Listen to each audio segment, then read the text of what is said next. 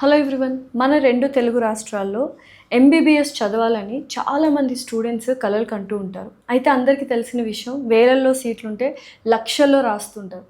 అయితే నిజంగానే ఎంబీబీఎస్ చదవాలన్న కళని కలగా మిగుల్చుకోవాలా, ఎస్పెషల్లీ మధ్యతరగతి వాళ్ళు. అలా అంటే ఒక మంచి బ్యూటిఫుల్ ఒక మార్గం ఉంది అంటే మీరు నమ్ముతారా? డెఫినెట్లీ చాలా దారులు ఉన్నాయి, బట్ ఒక రాజమార్గం అయితే మీకోసం ఇవాళ తీసుకొచ్చాము. That is none other than ISM focal point private limited company వాళ్ళు చాలా మందిని ఎంబీబీఎస్ వాళ్ళని తయారు చేశారు. అయితే మనతో పాటు జర్నలిస్ట్ అండ్ ఎండి రామారావు గారు ఉన్నారు. ఆయన అడిగి అసలు నిజంగానే ఎంబీబీఎస్ చదవాలన్న కళ, అందులోనూ మధ్యతరగతి వాళ్ళు ఎలా ఆ కళని నిజం చేసుకోవాలో అడిగి తెలుసుకోవచ్చు.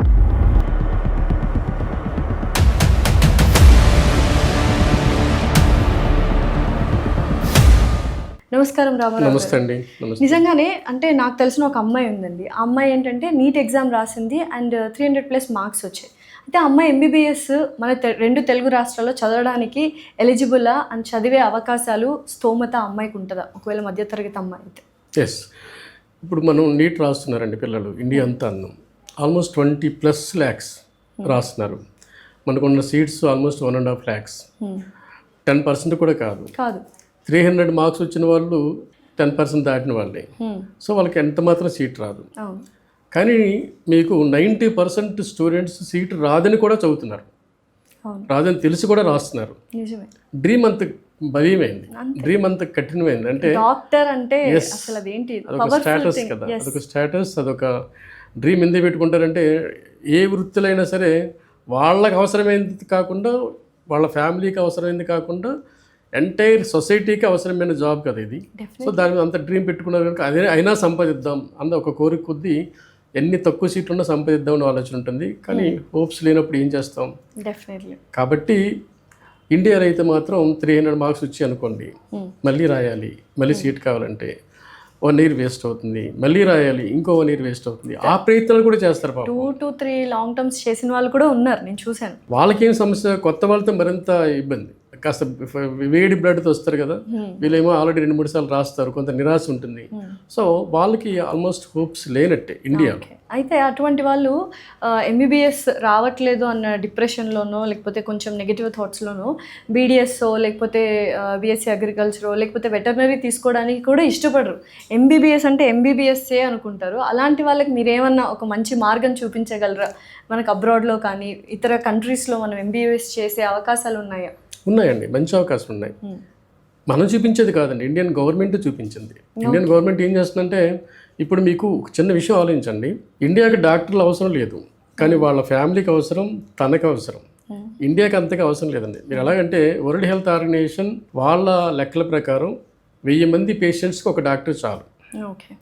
ఇండియా రీచ్ అయిపోయింది, కొత్తగా డాక్టర్లు అవసరం లేదు. కాబట్టి సీట్లు పెంచట్లా. ఇండియా సీట్లు పెంచడానికి కారణం ఏంటంటే అవసరం లేదు, ఇండియాకి అవసరం లేదు. 811 1:811 అంటే ఇంకా నయం. ఆంధ్రప్రదేశ్ లాంటి రాష్ట్రాలు అయితే ఇంకా 500 లోపు ఉన్నారన్నమాట.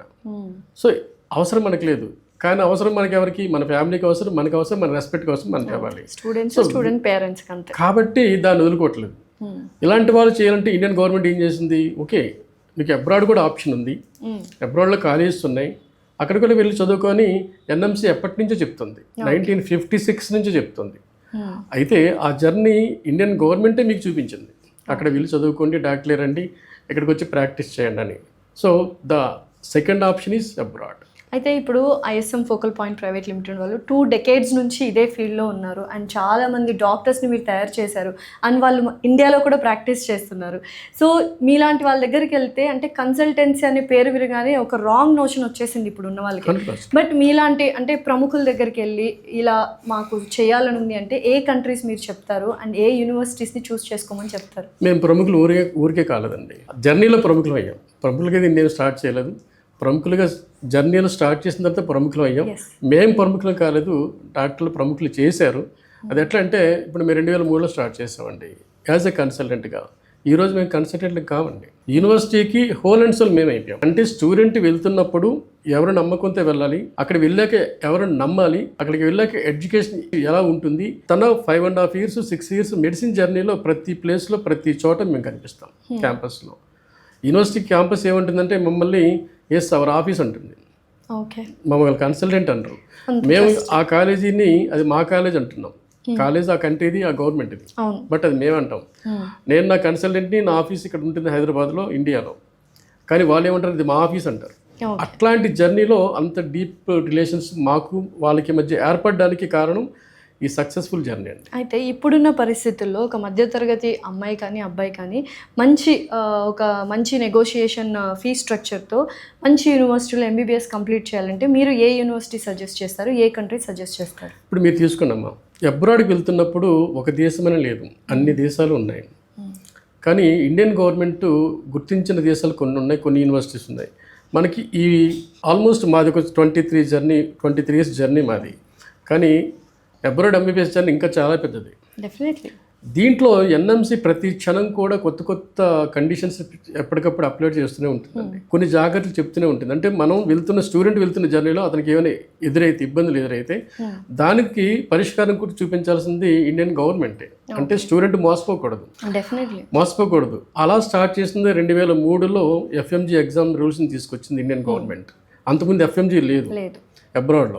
మీరు అక్కడ వెళ్ళండి, ఇప్పుడు షెడ్యూల్లో కొన్ని కాలేజీలు ఉంటాయి. ఆ కాలేజీలో జస్ట్ మీరు ఎవరో చెన్నై వెళ్ళినట్టు, బెంగళూరు వెళ్ళినట్టు అక్కడ కూడా వీళ్ళు చదివిస్తే డైరెక్ట్గా వచ్చి ప్రాక్టీస్ చేసుకోవచ్చు. అదే నడిచింది అప్పుడు 2003 వరకు నడిచింది. కానీ ఏమవుతుంది, అది ఇంగ్లీష్ లాంగ్వేజ్ కాదు, అక్కడ ఉన్న దేశాలు, అక్కడ మన మెడిసిన్ కాదు, మన మందులు కాదు, మన ట్రీట్మెంట్ కాదు, ఇక్కడికి వచ్చాక మన మీద ప్రయోగం చేస్తున్నారు. సో ఇబ్బంది పడుతున్నారు, పేషెంట్ని ఇబ్బంది పెడుతున్నారు. దాంతో ఎఫ్ఎంజీ రూల్స్ తీసుకొచ్చారు 2003లో. 2003లో తీసుకొచ్చిన తర్వాత మళ్ళీ కొత్త జర్నీ స్టార్ట్ అయింది. అదేంటి, ఇంగ్లీష్లో మెడిసిన్ చేసుకోవాలన్నది. ఎందుకంటే ఎఫ్ఎంజీ ఎగ్జామ్ ఉన్నది ఇంగ్లీష్లో కదా. సో ఇంగ్లీష్లో ఎగ్జామ్ ఉంటుంది. ఇది పాస్ అవ్వాలంటే అక్కడ మళ్ళీ ఇంగ్లీష్ రావాలి కదా. సో అక్కడ కాలేజీలో వాళ్ళు ఇంగ్లీష్ మార్చుకుంది. అంటే ఉన్న దగ్గరికి మనం వెళ్ళాల్సి వచ్చింది. ఇన్స్ట్రక్షన్ ఆఫ్ మీడియం ఇంగ్లీష్ అయి ఉండాలి అనేది మనకు అర్థమైంది. సో అప్పుడు మళ్ళీ ఏం చేస్తాం, ఓకే ఇంగ్లీష్ బాగున్న చోట జాయిన్ అవ్వాలి అన్న క్రమంలో మేము ఎక్కడెక్కడైతే బెటర్ ఇంగ్లీష్ ఉన్న యూనివర్సిటీస్ ఉన్నాయో, లేదా బెటర్ ఇంగ్లీషు యాక్సెప్ట్ చేసిన యూనివర్సిటీస్ ఏమున్నాయో అవి మేము పట్టుకున్నాం. అలాంటి యూనివర్సిటీస్ని కిర్గిస్తాన్లో పట్టుకున్నాం, జార్జియాలో పట్టుకున్నాం, కజకిస్తాన్లో పట్టుకున్నాం. అలా మా స్టార్ట్ చేసిన జర్నీ 2003లో అండి. అయితే ఇప్పుడు అబ్రాడ్ వెళ్ళి చదువుకోవడం అనేది చాలా ఈజీ అయిపోయింది. బట్ అక్కడ ఉండి ఏదైనా సపోర్ట్ సిస్టమ్ కావాలంటే దేశం కానీ దేశం వెళ్ళినప్పుడు ఒక సపోర్ట్ సిస్టమ్ కావాలంటే త్రూ కన్సల్టెన్సీ వాళ్ళే హెల్ప్ చేయాలి. అటువంటి సపోర్ట్ త్రూ అవుట్ 5 years మీరు ఇవ్వగలరు? 5 years మేము ఎలా ఇవ్వగలుగుతున్నామంటే, మేము పిల్లలతో పాటు ఉంటున్నాం. ఓకే. జర్నీ పిల్లలతో పాటు చేస్తున్నాం, పిల్లలతో పాటు ఉంటున్నాం, పిల్లలతో పాటు హాలిడేస్కి వస్తున్నాం. మేము ఇక్కడ ఉంటాంలా, ఇక్కడ ఒక ఆఫీస్ మాత్రం అడ్మినిస్ట్రేషన్ ఆఫీస్ మాత్రం ఉంటుంది, కానీ సర్వీస్ యాక్టివిటీస్ అన్ని క్యాంపస్లోనే.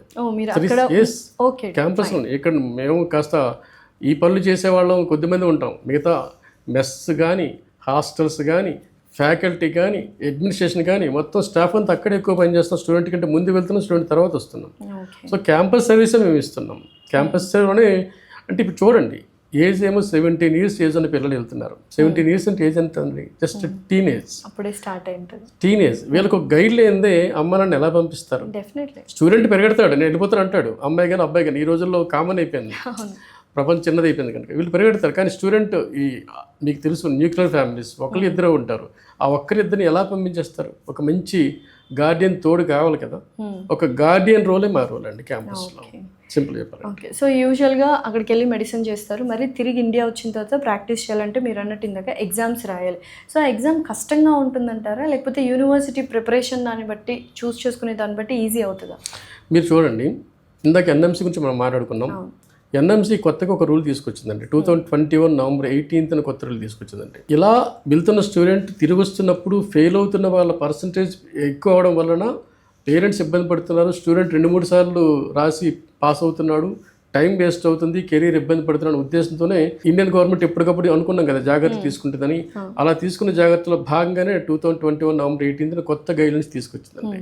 ఆ గైడ్లైన్స్ చూస్తే మనకి ఏమనిపిస్తుంది అంటే, మీకు చాలా క్షుణ్ణంగా మన దేశం మన గురించి ఎంత బాగా ఆలోచిస్తుంది అని మనకు అనిపిస్తుంది. ఆ గైడ్లైన్స్లో ముఖ్య ఉద్దేశం ఏంటంటే, సింపుల్ చెప్పాలంటే, మన దేశంలో మెడిసిన్ ఏంటండి, 4.5 years medicine, internship, overall 5.5 years 54 months compulsory మన దగ్గర.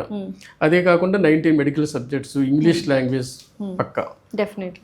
ఆ తర్వాత ఐఎంఏలోనే అక్కడ రిజిస్టర్ చేసుకుంటే లైసెన్స్ వచ్చేస్తుంది. ఎంబీబీఎస్ బోర్డు పెట్టుకొని ప్రాక్టీస్ చేసుకోవచ్చు, లేదంటే జాబ్ చేసుకోవచ్చు, లేదంటే పీజీ చేసుకోవచ్చు. ఇది మన దగ్గర రూల్. ఈ చట్టం ఏం చెప్తుందంటే, యాజ్ ఇండియా ఇండియాలో ఏవైతే రూల్స్ ఉన్నాయో అలాంటి రూల్స్ రెగ్యులేషన్స్ ఉన్న క్యాంపస్ని మీరు ఎత్తుక్కుని అక్కడే చదివిరండి ఉంటుంది. ఓకే, ఎంత కష్టం డెఫినెట్లీ అంటే choosing of university it self difficult. దానికి అక్కడ ఉండి తెలియదు ఎలా తెలుస్తుంది? ఇప్పుడు కన్సల్టెంట్ నేను నా కాలేజీలో ఉందని చెప్పేస్తాను, మీరు జాయిన్ అయిపోతారు, తర్వాత పరిస్థితి అక్కడ లేకపోతే సో అప్పుడు ఏం చేయాలి స్టూడెంట్స్? అలాంటి క్లిష్ట పరిస్థితుల్లో కూడా ఇండియన్ గవర్నమెంట్ కొన్ని సొల్యూషన్ తీసుకొచ్చింది. అక్కడ ఉన్న ఇండియన్ ఎంబసీ ఉంటుంది, ఇండియన్ ఎంబసీ గైడ్ చేస్తుంది మన కంట్రీలో ఉందా లేదా, తనున్న కంట్రీలో ఇవన్నీ ఉన్నాయా లేదా, ఈ లాంగ్వేజ్ ఉందా లేదా, ఏ మేరకు ఉన్నాయి, అవన్నీ అక్కడ ఉన్న ఇండియన్ గవర్నమెంట్ ఎంబసీ ఉంది మన ఎంబసీ మానిటరింగ్ చేస్తూనే ఉంటుంది. ఎప్పటికప్పుడు మనం ఫాలో అవ్వాల్సింది ఉందా లేదని చూసుకోవాలి. అయితే ఎన్ఎంసీ రూల్స్ అండ్ రెగ్యులేషన్స్ ప్రకారము అన్నట్టు సబ్జెక్ట్స్ ఉండాలి, క్లినికల్ సబ్జెక్ట్స్ ఇండియాలో ఉన్నాయి. మరి అక్కడ టీచింగ్ ఎలాగా అటువంటి సబ్జెక్ట్స్ ఉంటాయి? మన వాళ్ళు ఏం అక్కడికి వెళ్ళి టీచ్ చేయలేరు కదా. కానీ ఇప్పుడు 19 మెడికల్ సబ్జెక్ట్స్ అనేది మన ఎంబీబీఎస్ కోర్సు ఉన్నాయండి. ఇప్పుడు మేమేం చేస్తున్నాం, ఇందాక మీకు చెప్పాను, క్యాంపస్లో అన్ని సర్వీసులు మేము ఉంటున్నప్పుడు రెస్పాన్సిబిలిటీస్ కూడా మాకు ఉన్నాయి. అంటే స్టూడెంట్ పేరెంట్ మమ్మల్ని బ్లేమ్ చేయొచ్చు. కోర్స్ కంప్లీట్ అయిన తర్వాత అతను ఏం చెప్తాడు, ఏమండి మీరు అన్నారు, మీరు తెలిసే కదా మేము జాయిన్ అయ్యాం, అలాంటి కాలేజీలో మీరు జాయిన్ చేశారు, తిరిగి వచ్చాక మా పిల్లాడికి లైఫ్ ఇంకా ఎగ్జామ్ పాస్ కాలేకపోతున్నాడు అని ఒక చిన్న క్వశ్చన్ ఏదైతే ఉందో, ఈ క్వశ్చన్ మేము 1.5 decades బ్యాక్ మేము ఫేస్ అయ్యాం. మళ్ళీ ఆ ప్రశ్న మళ్ళీ రాకూడదు. మేము స్టూడెంట్ బ్లేమ్ చేయాలి, నువ్వు సరిగ్గా చదవట్లేదని. స్టూడెంట్ కానీ పేరెంట్ కానీ మమ్మల్ని బ్లేమ్ చేయకూడదు. సేమ్ జర్నీ చాలా దూరం వెళ్ళాం కదా. కాబట్టి మేమేం చేస్తున్నామంటే అతన్ని బ్లేమ్ చేసినట్టుగా, నువ్వు ఏ లక్ష్యం కోసం ఇక్కడికి వచ్చావు, ఏ లక్ష్యం కోసం మీ అమ్మ నాన్నకి చెప్పి వచ్చావు, ఇక్కడ నువ్వేం చేస్తున్నావు, నీకు కావాల్సింది ఏంటి, ఏ ఫెసిలిటీ లేదు చెప్పు. టాప్ మెడికల్ కాలేజీ హైదరాబాద్లో ఏదైతే ఉందో ఆ కాలేజీలో ఉన్న ఫ్యాకల్టీ ఏ స్థాయిలో ఉందో అంతకంటే మించిన ఫ్యాకల్టీ ఇక్కడ నీకు ఉంది. డాక్టర్ భాను ప్రకాష్, డాక్టర్ నదీం సార్, డాక్టర్ తేజ, ఒకరు కాదు, డాక్టర్ పూజా మేడం, ఇండియాలో వీళ్ళంతా టాప్ ఫ్యాకల్టీస్. వాళ్ళు మన సబ్జెక్ట్ టీచ్ చేస్తున్నారు అక్కడ 365 days. ఇంక నీకేం కావాలి? నెక్స్ట్, ఓకే ఫారెన్ కంట్రీకి వచ్చాను, నా బిర్యానీ లేదు, నా పెరుగు లేదు, నా కూర లేదు, food is also very important. ఎందుకంటే హోమ్ సిక్ అయిపోతారు, ఫుడ్ లేకపోతే ఇల్లు గుర్తొస్తుంది. సో అటువంటిది మంచి ఫుడ్ అంటే దేశం కానీ దేశం అంటే different type of food styles ఉంటాయి, మనకి వంట పడవు. సో అలాంటప్పుడు కూడా మీరు ఫుడ్ అనేది సౌత్ ఇండియన్ ఫుడ్ కావచ్చు, మరి తెలుగు ఫుడ్ కావచ్చు, ఇలాంటి ఏర్పాట్లు ఏమైనా చేస్తారు? ఆల్రెడీ చేస్తున్నా ఎప్పటి నుంచో. ఓకే, ప్రతిదీ కూడా మన మీద ఉండే, మన పైన ఉండే, వెజ్ నాన్ వెజ్ మన మీద ఉండే, ఉండేవాళ్ళు మన వాళ్ళే. సో మేము ఎందుకు ఇంతగా ఈ ఫుడ్ మీద కాన్సన్ట్రేషన్ చేస్తున్నామంటే, మళ్ళీ స్టూడెంట్ వంక పెట్టకూడదు, నువ్వు ఫుడ్ సరిగ్గా పెట్టలేదు కాబట్టి నేను సరిగ్గా చదవట్లేదు, ఆ వంక పెట్టకూడదు కాబట్టి మేము ఫుడ్ విషయంలో చాలా ఎక్కువ జాగ్రత్త తీసుకొని ఆ ఇబ్బంది లేకుండా చేస్తున్నాం. హైదరాబాద్ బిర్యానీ ఇంతకంటే బాగుంటుంది. ఇక్కడ హైదరాబాద్ బిర్యానీ వండేవాళ్ళు ఎవరైతే ఉంటారో వాళ్ళు అక్కడికి తీసుకెళ్ళి అక్కడ ఆ బిర్యానీ అదే వండుతున్నారు. సో ఫుడ్కి ఏ సమస్య లేదు, కేర్ టేకింగ్ అసలు ప్రాబ్లమే లేదు. మేమే ఉంటున్నాం హాస్టల్లో, అమ్మాయిలకి సెపరేట్ హాస్టల్స్, అవి మేమే మా కేర్ టేకర్స్ ఉంటారు. అలాగే అబ్బాయిల విషయం కూడా అంతే. సో మీరు ఇందాక చెప్పినట్టుగానే ఏ స్టూడెంట్ కూడా నేను ఈ ఆటంకంతో నేను సరిగ్గా చదవలేకపోతున్నాను అన్న ప్రశ్నలు ఏవైతే ఉన్నాయో ఒక 10-15 years బ్యాక్ వాటికి ఈరోజు ఆన్సర్ ఉంది. చదవాల్సిందే పిల్లలు.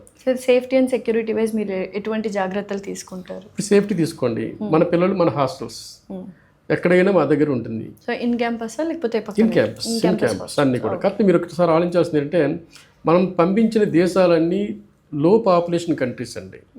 కిర్గిస్తాన్ కావచ్చు, జార్జియా కావచ్చు, కజకిస్తాన్ కావచ్చు, ఇవన్నీ లో పాపులేషన్ కంట్రీస్. అంటే ఎక్కువ ల్యాండ్ ఉంటుంది, జనాభా తక్కువ ఉంటారు. సో ఇక్కడ మీకు క్రైమ్ రేట్ కూడా ఆటోమేటిక్గా తక్కువ ఉంటుంది.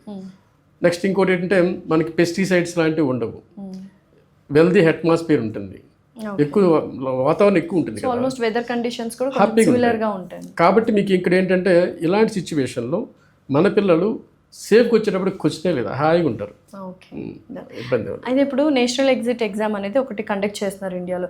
అయితే ఈ ఎగ్జామ్ వల్ల ఏమైపోయిందంటే, ఇండియాలో చదువుకున్న వాళ్ళకి అండ్ అబ్రాడ్లో చదువుకున్న వాళ్ళకి ఈక్వల్ అయిపోయింది అన్న ఒక ధోరణి అందరికీ వచ్చేసింది. సో నిజంగానే ఇది మంచిదే అంటారా అండ్ ఈక్వల్గానే ఉందంటారు? యాక్చువల్గా అబ్రాడ్ వాళ్ళకి సేమ్ అండి. ఇప్పుడు FMG రాస్తారు, రేపు నెక్స్ట్ రాస్తారు, వాళ్ళకి వచ్చే ఇబ్బంది లేదు. అసలు ఇబ్బంది అంతా ఇక్కడ లోకల్లో MBBS చదువుతున్న వాళ్ళకి ఇబ్బంది. వీళ్ళేంటంటే ఇప్పుడు మీరు చూడండి, మీరు నమ్మండి నమ్మకపోండి, ఒకసారి మీరు స్టడీ చేయండి any medical college, even government or private, ఇండియాలో 45 to 50% మించి సక్సెస్ రేట్ లేదండి ఇండియాలో. MBBSలో ఫెయిల్ అవుతున్న వాళ్ళు మీకు తెలియట్లేదు, ఆ సంఖ్య మీకు కనిపించట్లేదు. మీకు ఎక్కడైనా మీరు స్టడీ చేయండి, మ్యాక్సిమం 45% ఫెయిల్ అవుతున్నారు. అట్లాంటి ఫెయిల్ పర్సంటేజ్ని పట్టుకొని మనం అబ్రాడ్ని మనం బ్లేమ్ చేయలేం. వాళ్ళు అక్కడి నుంచి వచ్చి అక్కడ వెళ్తుందే చదువుకోవడం కోసం వెళ్తున్నారు, వేరే వ్యాపకం లేదు వాళ్ళకి. తిరిగి వచ్చాక ఒక ఎగ్జామ్ ఉందని ప్రిపేర్ అయ్యి అక్కడ చదువుతున్నారు. తిరిగి వచ్చాక ఆ ఎగ్జామ్ అంటే యుద్ధంలో ఉంటుంది, యుద్ధంలో జాయిన్ అవ్వాలి, జయించాలనే విషయం వాళ్ళకి తెలుసు. కాబట్టి వాళ్ళు ఏం చేస్తున్నారు, ఎఫ్ఎంజీ మీద కాన్సన్ట్రేషన్ చేస్తున్నారు. మా కాలేజ్ తీసుకోండి 65 నుంచి 75 వరకు మా పర్సెంటేజ్ ఉంటుంది ఎఫ్ఎంజీ. ఎస్, మీరు ఇంకో చిన్న విషయం మీరు ఆలోచించండి. ఇప్పుడు ఎఫ్ఎంజీ తీసుకోండి, ప్రతి సంవత్సరం ఎఫ్ఎంజీ రాస్తున్న వాళ్ళ సంఖ్య మీకు ఎన్ఎంసీ వాళ్ళు, నేషనల్ బోర్డ్ ఆఫ్ ఎగ్జామినేషన్ వాళ్ళు ఎవ్రీ ఇయర్ ఒక ఫైల్ వాళ్ళు అప్లోడ్ చేస్తారు వాళ్ళ వెబ్సైట్స్లో. 2 days బ్యాక్ ఎఫ్ఎంజీ రిజల్ట్ని వేశారు వాళ్ళు. ఇప్పుడు మా కిర్గిస్తాన్ ఎంత అండి, దాని జీవితం ఎంత, దాని బతికి ఎంత అండి, అక్కడ ఉన్న పాపులేషన్ ఎంత, ఎంత ధనవంతమైంది చేసుకోండి. కంపేర్ చేసుకుంటే రష్యాతో పోల్చుకుంటే, లేకపోతే ఇంకో ఉక్రెయిన్తో పోల్చుకుంటే, చైనాతో పోల్చుకుంటే, యూరోపియన్ కంట్రీస్తో పోల్చుకుంటే, అమెరికా అట్లాంటి దేశాలు పక్క నుంచుతాయి.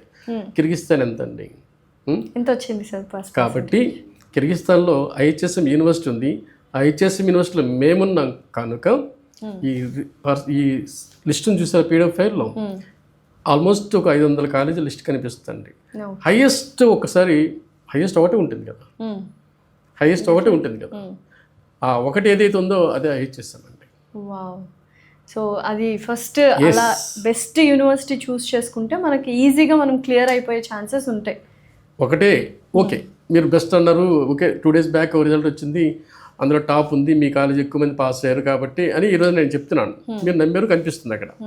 ప్రతిసారి ఫస్ట్ రావడం గ్యారెంటీ లేదు కదా. పొరపాటున అది చూసి మీరు జాయిన్ అయిపోతే పరిస్థితి ఏంటి అనుకుందాం. ఏదో ఈ రోజు చదివి వచ్చాయేమో, మీ వాళ్ళు పాస్ అయిపోయారు, చాలా స్టూడెంట్స్ వచ్చి చదువుకున్నారేమో అనుకుందాం. బట్ దట్ ఈస్ 2025 రిజల్ట్ కాదు. 24 same, 23 same, 22 same, 21 same, back 5 years వెళ్ళండి, we are the top. That is IHSM. So ఇంకా అసలు క్వశ్చనే లేదు, కళ్ళు మూసుకొని జాయిన్ అయిపోవచ్చు స్టూడెంట్స్. అండ్ అబ్రాడ్లో చదువుతున్నాం, మళ్ళీ వచ్చి ఎగ్జామ్ రాయాలన్న భయం అనేది ఐహెచ్ఎస్ఎం గురించి ఎవరు ఆలోచించాల్సిన పని లేదు, కళ్ళు మూసుకొని జాయిన్ అయిపోవచ్చు. అయితే సార్ ఇండియాలో కోట్లలో ఖర్చు అవుతుంది ఒకవేళ సీట్ రాకపోతే, అందరూ అబ్రాడ్ చూస్ చేసుకుంటున్నారు. అబ్రాడ్లో ఎంత అవుతుంది, లక్షల్లో అయినా కొంతమంది పెట్టుకోలేని స్థితిలో ఉంటారు. అలాంటి వాళ్ళకి ఎంతవరకు పేరెంట్స్కి ఖర్చు అనేది తగ్గుతుంది మీ యూనివర్సిటీస్లో జాయిన్? మేడం మీరు ఒకసారి ఆలోచించండి. చాలా క్వశ్చన్ ఏంటంటే, ఇప్పుడు బతుకు తిరుగు కోసం స్టార్ట్ చేసే కన్సల్టెంట్లు చాలామంది ఏం చేస్తామంటే, పేరెంట్కి ఉన్న ఆలోచనలు బేస్ చేసుకొని తనకి ఏది కావాలి, తక్కువ ఖర్చు కావాలి, సో తక్కువ అని చెప్దాం, జాయిన్ అవుతారు కదా. ఒకసారి తలకాయ పెట్టేశాక ఆటోమేటిక్ బాడీ వెళ్తుంది అని ఆలోచించుకుంటారు. మంది ఏం పోయింది, నాకు ఇవ్వట్లేదు, కాలేజీకి ఇస్తున్నావు అని. అక్కడే చాలాసార్లు పేరెంట్ ఇబ్బంది పడతాడు. మీరు ఒక చిన్న విషయం చూసుకోండి, ఏ కంట్రీ అయినా తీసుకోండి, కంట్రీ పక్కన ఉంచుదాం, అది కిర్గిస్తానా, ఇంకో దేశమా, మినిమం మీకు food expenses, hostel expenses, visa expenses, travel expenses, ఈ 3 కూడా మినిమం 10 lakhs పడుతుందండి ఎంటైర్ కోర్స్కి. మినిమం, నేను చెప్పింది మినిమం. ఎంతకంటే పెరుగుతుంది తప్ప తగ్గదు.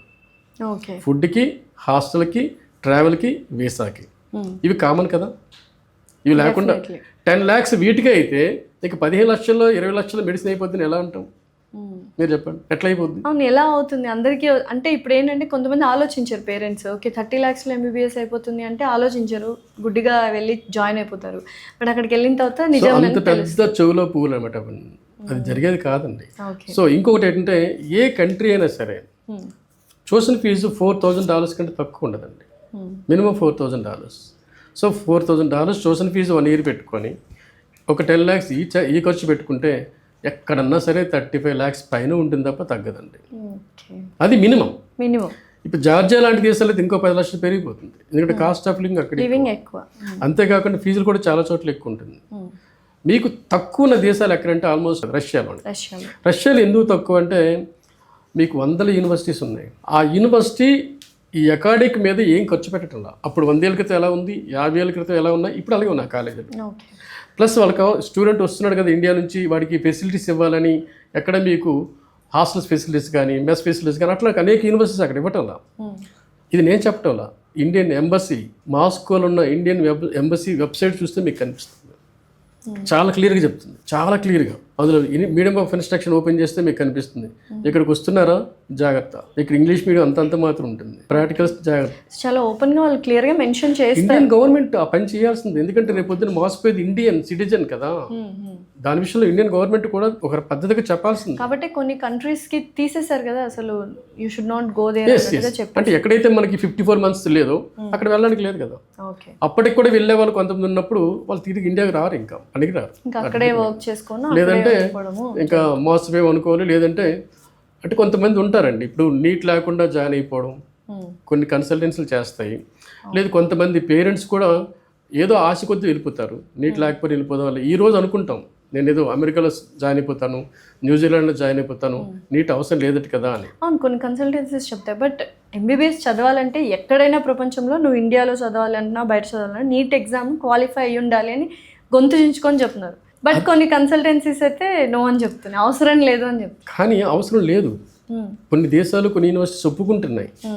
ఒప్పుకుంటున్న దేశాల విషయంలో కూడా ఇండియన్ గవర్నమెంట్ ఏం చేస్తుందంటే అక్కడున్న ఎంబసీ గట్టిగా చెప్తుంది, లేదు అలో చేయకండి అని. అయినా దారి తప్పి వెళ్ళిపోతున్నారు వీళ్ళు.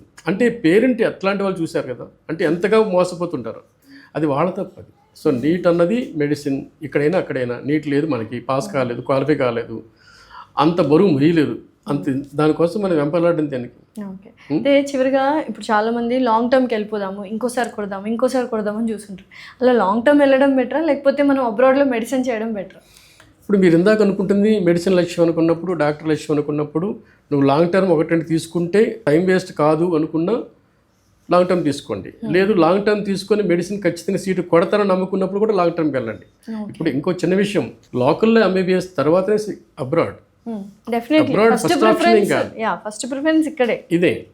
అది కూడా మీకు బి కేటగిరీ కాకుండా ఫ్రీ సీట్ అయితే, ఇద్దరు గవర్నమెంట్ ఆర్ ప్రైవేట్లో అయినా గవర్నమెంట్ అయినా ఫ్రీ సీట్ వచ్చింది అనుకోండి, వెల్ అండ్ గుడ్. అదర్వైజ్ ఒక లాంగ్ టర్మ్ తీసుకోవడం ఓకే. కానీ ఇప్పుడు లాంగ్ టర్మ్ ఎవరు తీసుకుంటారు? ఇప్పుడు నాకు క్వాలిఫై మార్క్స్ వచ్చాయి, 150 మార్క్స్ వచ్చాయి, నేను క్వాలిఫై అయ్యాను, నేను లాంగ్ టర్మ్ తీసుకుంటే నాకు ఏం వస్తాం, 150 వస్తాయి, సీట్ రాదు కదా. ఇది కాకుండా ఈ మధ్య దీని విషయంలోనే మనకి అనేక సార్లు అనేక ఇతర కోర్సు గురించి ఆలోచిస్తారు చాలామంది. ఇతర కోర్సుల గురించి ఆలోచిస్తున్నప్పుడు ఎట్టి బస్సులో డాక్టర్ అవ్వాలనుకుంటే మాత్రం one and only option abroad. అబ్రాడ్లో ఉన్న ఆప్షన్ ఏంటి? మంచి కాలేజ్ చూసుకోవాలి. మీరు ఇందాక అనుకున్నది ఏంటంటే మనం 2003లో మేము స్టార్ట్ చేసాం, కానీ అబ్రాడ్ స్టార్ట్ అయింది కూడా అప్పటి నుంచే.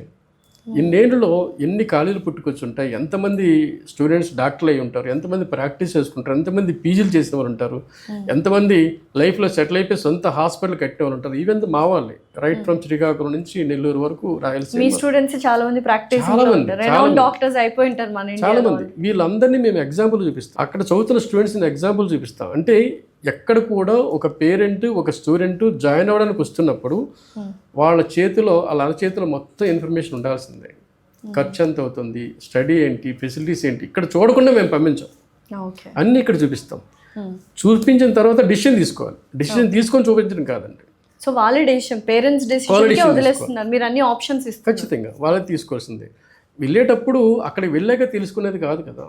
ఇప్పుడు ఇది ఈరోజు ఫస్ట్ జర్నీ అనుకోండి, ఇప్పుడు నాకు డ్రైవింగ్ వచ్చు, 10 సార్లు తిరిగాను, ఇంకా టెస్ట్ డ్రైవింగ్ దాకా దేనికి అవసరం లేదు. జర్నీ ఇప్పుడు కాదు కదా. So no test drive. కాకపోతే ఆ ఎక్స్పీరియన్స్ని మనం తీసుకోవాలి, పిల్లలంతా ఎక్స్పీరియన్స్ తీసుకోవాలి. తీసుకున్నప్పుడు వాళ్ళు ఏమి ఎక్కడ కూడా ఇబ్బంది పడరు జనరల్గానే. సో ఫైనలీ ఒక యావరేజ్ స్టూడెంట్, మధ్యతరగతి కుటుంబానికి చెందిన ఒక స్టూడెంట్ అబ్రాడ్లో ఎంబీబీఎస్ చేయాలంటే మీరు ఇచ్చే సలహా ఏంటి? ఇప్పుడు మీరు ఒక చిన్న విషయం ఆలోచించండి అమ్మా. ఇప్పుడు ఈ సొసైటీ అంతా ఆల్మోస్ట్ జంజీకి వచ్చింది. వీళ్ళు ఎలా ఆలోచిస్తున్నారు, ఎంత ఫాస్ట్గా ఆలోచిస్తున్నారు, చాలా ఫాస్ట్గా వెళ్తున్నారు. మెడిసిన్ కూడా అన్నిట్లో అది కూడా పాటు మెడిసిన్ కూడా అలాగే ఉంటుంది. ఇప్పుడు మా కాలేజ్ తీసుకోండి, వీళ్ళ విషయంలో గత 3-4 years నుంచి మేము కాన్సన్ట్రేషన్ చేస్తున్నాం. ఆల్మోస్ట్ మా దాంట్లో మెడిసిన్ మొత్తం డిజిటలైజ్ అయిపోయింది. డాక్టర్ భానుప్రకాష్ గారి టీం ఏదైతే 19 members టీం ఉందో, ప్రోషియం లెసన్స్ ఉన్నాయి మా పిల్లలకి, మేము అక్కడ అవే ఇస్తున్నాం. అంటే ఏంటంటే టోటల్ మెడిసిన్, మొత్తం మెడిసిన్ మొబైల్కి వచ్చేస్తుంది, మొత్తం మెడిసిన్. ఈ మధ్య కొన్ని రాష్ట్ర ప్రభుత్వాలు మమ్మల్ని సంప్రదిస్తున్నాయి. మా ఫ్యాకల్టీని, మా సబ్జెక్ట్స్ని కూడాను వాళ్ళు అడాప్ట్ చేసుకోవడం చూస్తున్నారు. కొన్ని రాష్ట్ర ప్రభుత్వాలు, సౌత్ ఇండియాలో 2-3 ఉన్నాయి.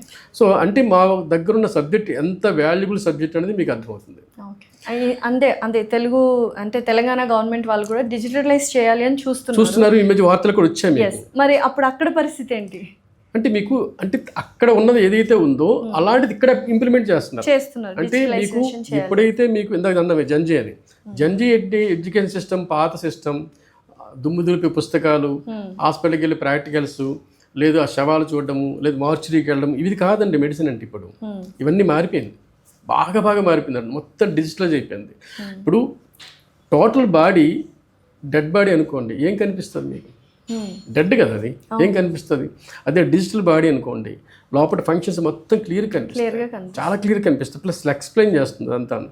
ఇది పిల్లడికి ఈరోజు అర్థమయ్యేటట్టుగా మా యూనివర్సిటీ క్యాంపస్లో గత ఎప్పటి నుంచో నడుస్తుంది.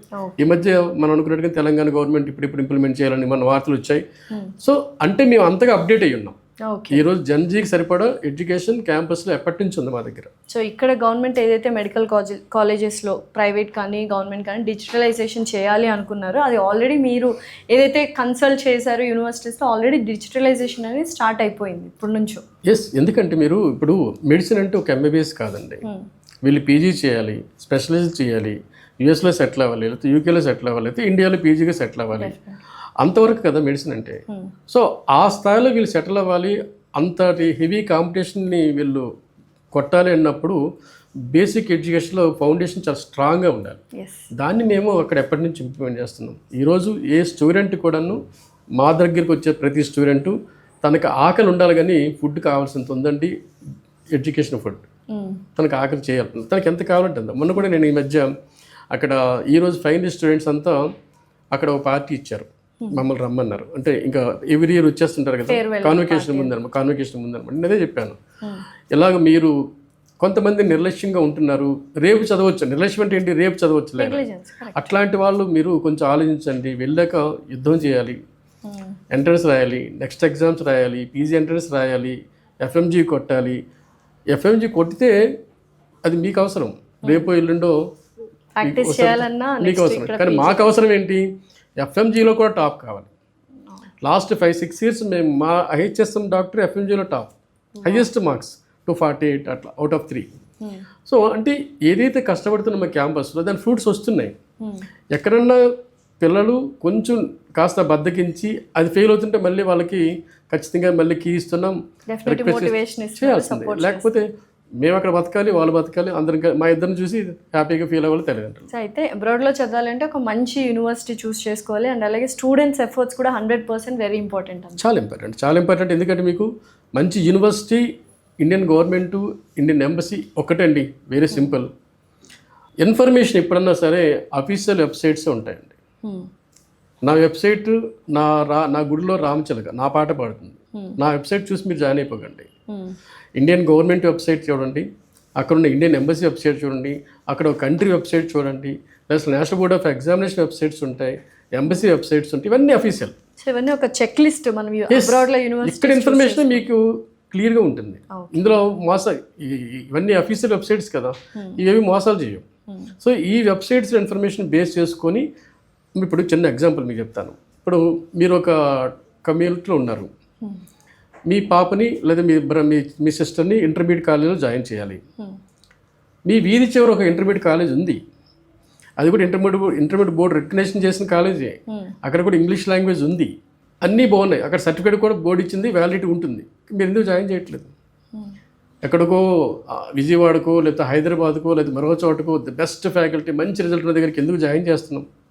మనకు అంటే తెలిసిపోతుంది అది బెస్ట్, ఇది బెస్ట్ కాదు అన్నట్టుగా. సో నా ఉద్దేశం కూడా ఇలా మీకు అఫీషియల్ వెబ్సైట్స్లో కూడా మీరు చెక్ చేస్తున్నప్పుడు ఇంగ్లీష్ లాంగ్వేజ్ ఉంది, ఫ్యాకల్టీ ఉంది అంటే జాయిన్ అయిపోవడం కాదు. ఎలాంటి ఇంగ్లీష్ లాంగ్వేజ్ ఉంది, ఎలాంటి ఫ్యాకల్టీ ఉంది, ఇది కూడా క్వాలిటీ ఆఫ్ ఎడ్యుకేషన్ చాలా ఇండియన్ అఫీషియల్ వెబ్సైట్స్లో అయితే కంపల్సరీ ఇచ్చి ఉంటారు. బేసిక్ ఇన్ఫర్మేషన్ ఉంటుంది. ఇంకా డీప్ ఇన్ఫర్మేషన్ కావాలంటే మా దగ్గరికైనా రావాలి, లేదు మీ దగ్గర ఉన్న అక్కడ కంట్రీలో చదువుకున్న స్టూడెంట్ అయినా లేదా కంప్యూటేషన్ డాక్టర్ అయినా క్లియర్ ఇన్ఫర్మేషన్ ఇస్తారు, వీలైతే మీకు తెలిసిన వాడు. సో ఫైనల్లీ ఒక మంచి ఎంబీబీఎస్ డాక్టర్ కళని నిజం చేస్తున్నారు ఎన్నో ఏళ్ళ నుంచి. Thank you for that sir. Thank you.